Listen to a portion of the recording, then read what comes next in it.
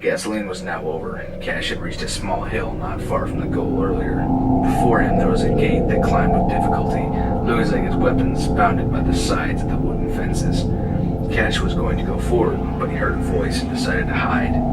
The gangster, still a bloodsand that owned the voice, hearing the footsteps of James, decided to better control Cash in the shadow of Stripes until Assad as he not decided to go back. Earl took a shard of glass formed by the breakdown of a piece of the fence and walked silently behind the blood. He speared the splinter in the final part of the spine and pulled up to the neck. While the hunter was falling, she went to him and stuck the stick in the throat, killing him. He continued walking until they reached a curve left. He heard footsteps. Another hunter was nearby, so he decided to climb over a wall, broken for nascodersi, behind those shadow of the ladder.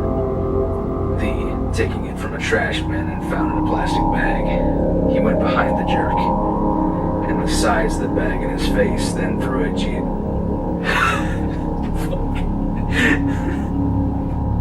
He and the sized the bag in his face, threw a Jonas at the calf. Kneeled to do so, and resting his leg on his shoulder, pulled back until he was sure she was suffocated. The hunter had a crowbar, which Cash taken. He went up to the 3 caravans. There was also a center vehicle suitable for a flight in the desert. He broke the window glass. He entered illegally and tried to turn it on. However, the gasoline was over. Then he decided to check if one of those caravans there was a tank. In the first, anything belonging to a thread that could be used to choke in the third, whose door was broken into necessary, still nothing. Finally, in the second, more open with the crowbar, he managed to find what he sought. At one point, she heard screams. They were cops. Greg, Victor, come. The suspect was spotted in these parts. I cannot take more of these criminal assholes. You control the trailer, as he was pointing to the sides. I'll check that one over there, pointing to the one in the middle, where it was James.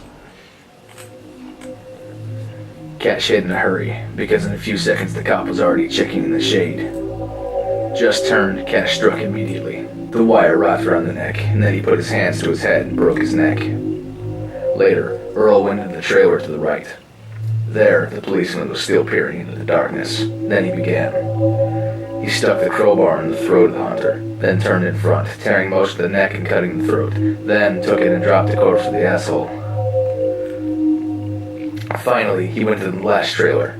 Unfortunately, this time the police came to a sudden, and Cash, having been seen, was forced to flee the caravans, which had been before.